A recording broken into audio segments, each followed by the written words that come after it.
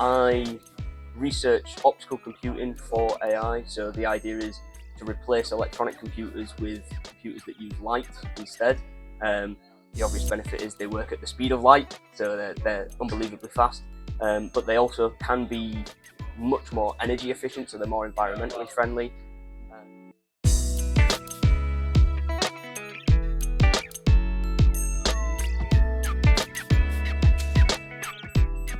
Hi everyone, my name is Harriet. I'm a lecturer at the Center for Excellence in Data Science, AI and Modeling at the University of Hull.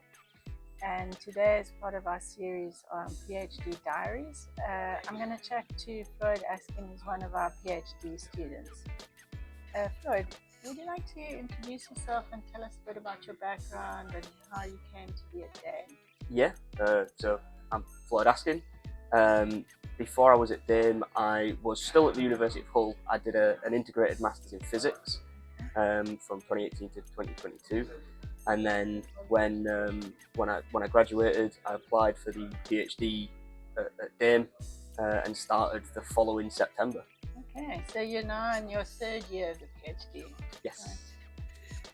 And what attracted you to DAIM? Well, when I finished my Masters, I did a module called Topics in Data Science, which sort of introduced me to machine learning and AI, but it wasn't as comprehensive as a whole Masters degree in it. And so when I got the opportunity to do a PhD, both in physics, which I really enjoyed, and join in AI, which I was sort of starting to dip my toe into and learn more about and find really interesting, it just seemed like the obvious option. Okay. And what was the link then between the work you were doing in your master's degree and what you did in your chose for your PhD? It's really interesting because from a physics perspective, my master's degree topic and my PhD topic are completely different. But actually they both involved sort of data science techniques and machine learning. So rather than it being I was a physicist the whole way and then pivoted to AI, the actual link through is I was doing data science and machine learning the whole time, and I actually pivoted my physics topic between my master's and my PhD. Okay, so you've got two supervisors now, one in physics and one in DAIM? Yeah. So tell us a bit about your PhD research then. So I research optical computing for AI. So the idea is to replace electronic computers with computers that use light instead.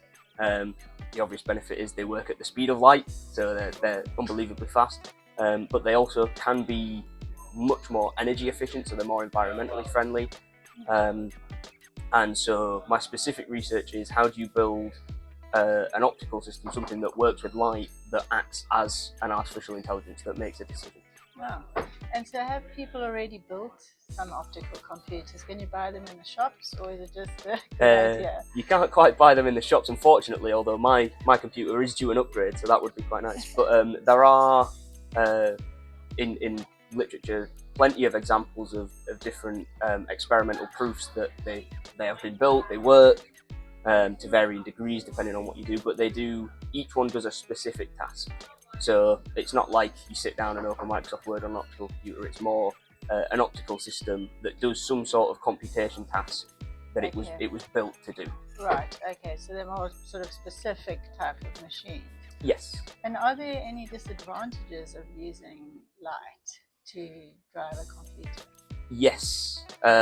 So one of the main advantages that my research focuses on is they're quite expensive to build, and so really you want to design them in a regular computer first and then build them.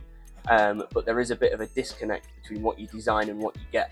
Right. And so my specific research is on how do we make sure that the design is actually what we will get if we build it. So that's one disadvantage.